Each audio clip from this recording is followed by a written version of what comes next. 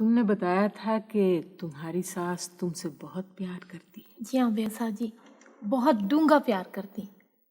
डूंगा? डूंगा मतलब गूढ़ा। महज इसलिए कि तुम उसके जेठ की बेटी हो? नहीं बेसा जी, सिर्फ इसलिए कि मैं उसके सोने की चांदी हूँ। और कोई वजह नहीं? वजह तो और कोई नजर नहीं आती वैसे। एक सुबाब है बेसा जी, क्या? उनकी कोई अपनी धी जो नहीं। हमारे पिंड में ना हमारे मियाँ जी हैं जिनसे मैंने कुरान मजीद पढ़ा था। वो कहते थे तिएँ खुदा की रहमत होती हैं।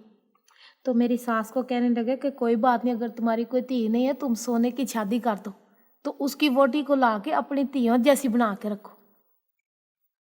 एक दिन मेरी चाची कहने लगी कि चांदी पुत्र, अगर सोने की कोई बहन होती ना तो तेरे चाचे का मिजाज इतना सख्त ना होता, बात बात पर यूं झगड़ा ना करता और सोना भी जल्दी सियाना हो जाता। तुम्हारी चाची ठीक कहती है। अगर आपकी भी कोई धी होती ना बेसा जी, तो आज 3 दिन से मलक साहब उस कमरे में नहीं रह सकते थे। वैसे शायद वो उस कमरे में जाते ही ना।